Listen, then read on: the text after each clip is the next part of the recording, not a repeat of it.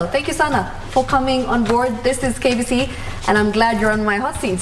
Thank you very much for having me. Yeah, so Karen, I feel like you weren't really a household name when it came to rallying, and then you just came in and caused this huge stir, and everybody was like, who is this guy? So tell us, your passion for rallying, how did it, spark? Where did it start? And tell us a bit about the initial stages of what got you to rally. Yeah, well, I didn't know I was a household name. I mean, I hope to be one someday, but we're getting there. You are. I feel like you really are at the moment. Yeah, we're trying. Targeting all the youngsters and encouraging a lot of, growth in the sport, yeah, for me it started, let's say, with two wheels, not exactly on four wheels in a rally car. I started racing bikes. We had, I had a day out with one of my dad's friends, and I went out to ride, and he invited us, and I rode his son's bike, so I rode someone else's motorbike, and from there I developed this real keenness to speed and a bit of a thrill and being on the edge of falling off a bike and staying on, and yeah, with a bit of talent and a bit of support from my dad, that's how I started into motorsports. So showing interest on a motorbike, and then being actually quite good on bikes, and then getting traction, getting a racing bike, and then getting into racing, and eventually a few years down the line being named the East African motocross champion in the category of bikes that I was riding. Mm-hmm. And then we prioritized education. My mom basically made that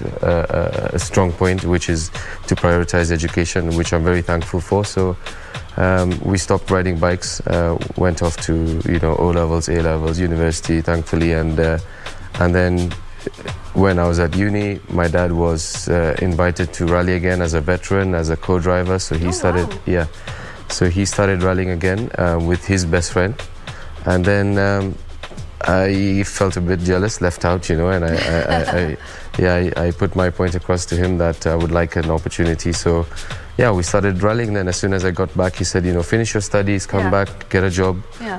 That's exactly what I did. And then thankfully, where I worked, I was allowed to take a lot of unpaid leave days to race, and the company I worked for was very encouraging in that they supported me to be able to take the time off to race. So it's just been, by the grace of God, everything has been in place for me to get to where I am today. Amazing, mm-hmm. Amazing. So Karen, back in 2016, as I said, how was that experience for you? You went to other countries to rally, to race, and that was probably an eye-opener. And I'm sure the exposure that you got there was maybe a bit of an overwhelming experience at first. Here in Kenya, I don't think you have that caliber of racing, or more like, maybe I feel like the sponsorship and the funds is something that the Kenyan drivers lack. So when you went there and you saw the cars and you saw the teams that are in place and the pit crews, then how was that experience? For sure, it's an eye-opening experience for all of us. My mom was busy getting selfies with all the top rally drivers. Oh, I love that. Yeah, so she was very excited on that front. I'm sure my dad was quite shocked at how much it goes into the sport as a whole. Mm-hmm. For us, before any rally, we do a recce, which is a reconnaissance. So we're always checking the route with normal cars. So yeah. In WRC events, my dad and his partner and the team were following me around recce in case my recce car breaks down, because then in a WRC event you can't afford not to finish recce, because then you have a very low chance of competing and being at a good pace to end up in a good position. So a lot of additional expenses and a lot of eye-opening experiences, but for me mainly the main thing that I can take away from all that is the fact that it changed my lifestyle, in that now I'm a constant gym goer only because I want to be the best in the sport that I love the most. Yeah, we hear you wake up at 5 a.m. every day. Yeah, actually I'll correct you on that. I wake up at 4. Wow. Yeah, so I'm always at the gym by 5. Wow. But now it's a habit. It's like I've been doing it since 2016 when I realized that my fitness has a big role to play. Your performance. Yes, so because in WRC events we're able to compare our times inside one stage. You're allowed, like you can see your times in 4 different stages of the particular stage, let's say section. So I could notice that I'm consistently slowing down over one stage of maybe 15 or 30 kilometers. Because of fatigue. Because of fatigue, because the car certainly wasn't getting slower, and it's not like it was raining or anything. Yeah. So you definitely, it was down to fatigue. And so as I can see, my dad is consistently investing in me and in the sport. I obviously had to do my part to make sure I can also invest in myself as much as I can to make sure that I can be the best version of myself to then get to where we are today, thankfully. So, yeah. So of course, I mean, fitness plays an important part in your performance as well. Yeah. And have you seen a difference in your performance over the years now that you're more active? You know, you're waking up at 4 a.m., which I don't know how you do that, but kudos to you. That is quite something. And you're able to you're gymming, you know, you lead a very active lifestyle. So have you seen it improve your performance? For sure, it's definitely a huge improvement when it comes to, let's say, you know, here we're on the equator in Kenya, so rallying here is quite tricky. We're always in very hot conditions. Yes. And then on top of that, you always have a very, you know, thick suit. You know, you're wearing innerwear, which is fireproof. On top of that, protective gear. Yeah, protective gear. So it's like extra hot in the car, and the fitness helps in that particular situation. So I find there's a lot of advantage on very hot rallies, on very hot days, because I can actually capitalize on the lack of performance that maybe a certain unfit driver might have. So during the latter stages of the day is when I actually tend to push a little harder, knowing that a lot of people are actually tired and they won't push as hard, and if they do, then the risk of mistakes is higher, because it's always the physical part of the body that starts to shut down in a race, and once that starts to happen, once you get physically tired, then your mental state deteriorates, and mentally you must be highly concentrated in a rally car to be able to perform at a peak level. Okay. Yeah. Karen, tell me more about your routine, like in your day-to-day lifestyle. You wake up, you said you wake up at 4. Like, how does your day go? And when you're in preparation for a rally, so the day before the rally, how does that go? The recce, take us through your days. Well, when I'm not rallying, it's like you say, wake up early, in the gym, straight to work after that. I run my own company, so I'm very passionate about it. I don't skip a day of work, because half the time I'm not there as I'm taking part in rallies. So it's very important to me that when I'm not at rallying, I'm at work, and it's something I really take a big interest in is my company. So yes, when there are rallies, it's also important that I stop gymming for a while, allow my body to recover, allow myself to get good night's rest. If I don't feel I need it, then yes, I will hit the gym the day before a rally, but most of the times I don't. Tend to carb load, now gain like some good carbs, slow release carbs, and yeah, so the day of the rally, it's like obviously the day before the rally we do our recce. Okay. So the recce involves us driving the rally route to, number one, make notes, and then we are allowed to recce the same route again to check our notes. So it's like a lot of driving at relatively low speed is involved the day before a rally to go and write your notes, and then build a kind of a book which allows you to then race on the same road the next day. So there's a lot of driving, a lot of mental draining, mental demand, especially because you're driving, you have to tell your co-driver what to write down, so he's writing his notes, so he's also focused, he's concentrating. Sometimes he might feel sick because he's looking down so much. So it's draining for both of us, recce, and then definitely a good night's rest is required before the race the next day. How was the experience this year? And if you were to compare it to last year, maybe you can take us through the 2 safari rallies that you've taken part in, and how was that entire experience, knowing that, you know, Kenya's rooting for you? Yeah, it's our first safari in 2021 was definitely more successful than our 2022 Yes. outing, only because in 2022 we had a few breakages of the car, and not necessarily due to any fault of mine. I would say metal fatigue. It's funny because my business is oriented around inspecting materials for stress and preventing failure. But yeah, so it's funny it happened to me. But so 2022 wasn't great. We didn't get to finish the safari actually. But 2021 was really good. I mean, very, very surprising result. I'm sure we shocked quite a few people with a top 10 finish. Yeah. And we were hoping for an even stronger finish. Obviously, it would have been harder to have a stronger finish this year because everyone all the international drivers were much more conversant with what to expect this time round. And the second time in a row. Yeah, and they know the stages, you know, like WRC events are always quite similar. It's only a rule to have 25% of the stages have to be new. The rest can be the same. So you find all WRC events are quite the same. It's just a few changes here and there every year. Okay. So yeah, not so good this year, but yeah, we'll come back stronger next year. Okay. And how were you chosen as the Red Bull, as an official Red Bull athlete? How does that work? Do they come to you? Do you have to apply for it? What is the process behind being named a Red Bull athlete? So when I speak to my athlete manager, he mentioned to me that they've actually been watching me since I went to do the first WRC events in 2016. Okay. So again, it's not something I applied for, but if there was a way to apply for it, I definitely would have done that. Yeah. But no, it's not something I applied for. It's something I feel somebody and a team behind the scenes worked on and wanted obviously to bring this whole athlete vibe to the country and you know, use it as a way to also encourage youngsters into the world of Red Bull and what Red Bull is all about. So yeah, I didn't apply for it, but definitely I will cherish it for the rest of my life. It's something, as you said, it's something very big.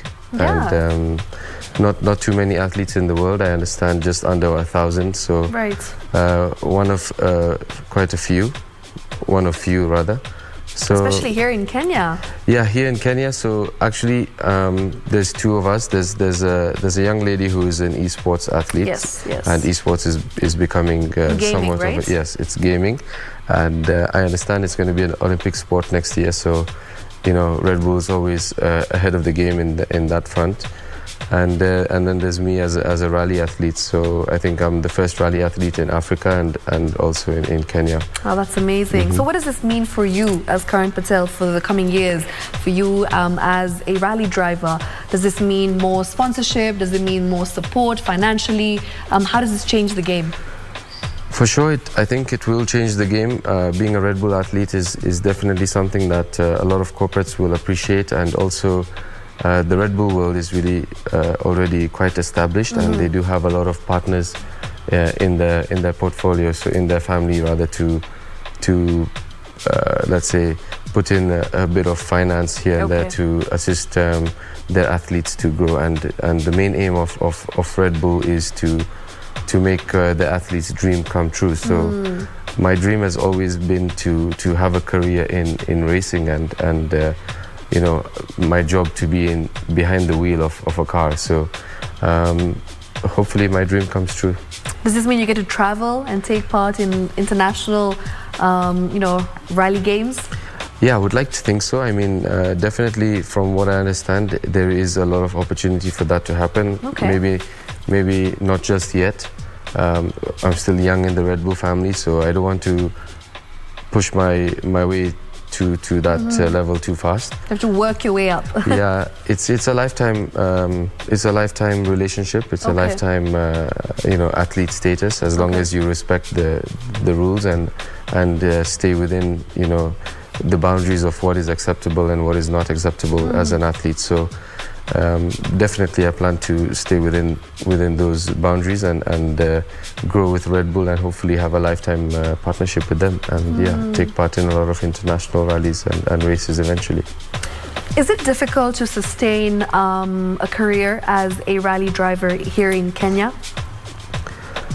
Yes, I would say yes if you don't have the financial backing, because it's to get to even where I have got to today has taken a lot of financial input from my family, and it also takes a toll on family in that you are spending a lot of time racing. So if you are married, like for me, my wife has to deal with a lot of my absence, but hopefully now being a Red Bull athlete, you know, we hopefully will get to travel and she can come along and maybe, you know, have fun on the side and then come watch the event. So hopefully this is something we can both appreciate, but for sure it does take a toll on finances as well as time away from business.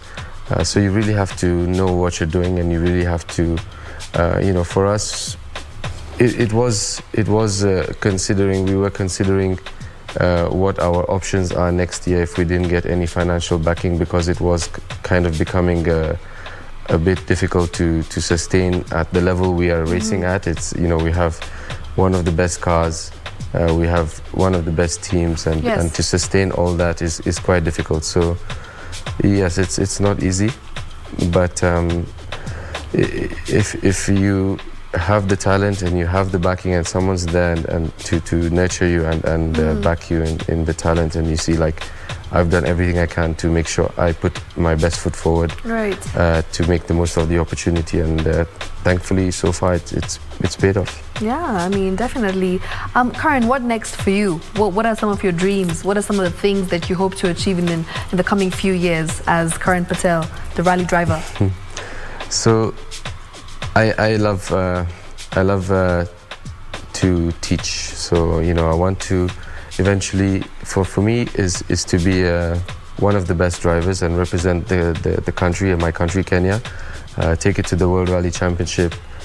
Start small over there. Start in a lower category and start winning races, and, you know, gain traction in that respect. That there's a Kenyan out there who's really performing in the World Rally Championship, and hopefully then continue to race in our national events here in Kenya, continue to race in our African Rally Championship events, and continue to just, you know, be the best in the country, in the continent, and be the best Kenyan driver out there in the World Rally Championship. And you know, as long as I keep driving, that's the aim, is to just stay at the top and maintain. Obviously with rallying, well, it's not obvious, but rallying is such a sport that you only get better the more that you drive.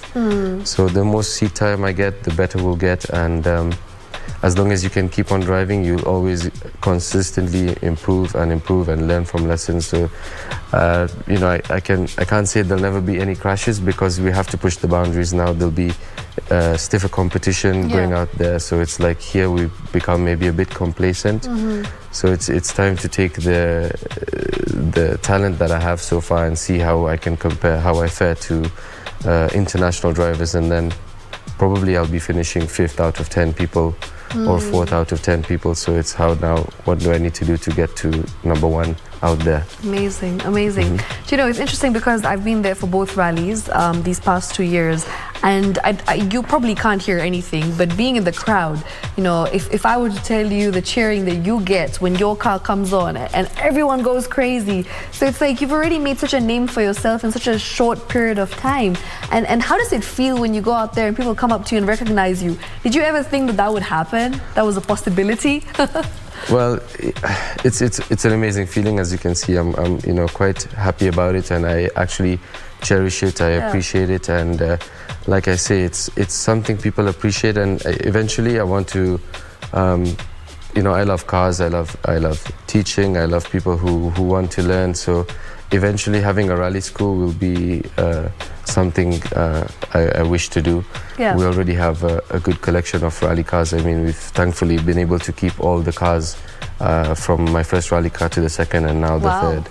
So, you know, we've kept everything, and hopefully we can use those as a tool to have Kenya's first rally school, because I think there's not much available in our country in terms of facilities to be able to do that. Resources, yeah. So eventually, yes, to be able to teach, I need to show that I'm the best, so that people actually trust in what I'm saying and what I'm doing. And so that's the dream. It's, you know, let's go out there, let's try and win, and then bring it back home. Who's your favorite rally driver of all time? I don't really have one. I mean, you know, for me, it's when I first started rallying, I would say. Somebody that you've watched and you really think that, you know, you look up to this person.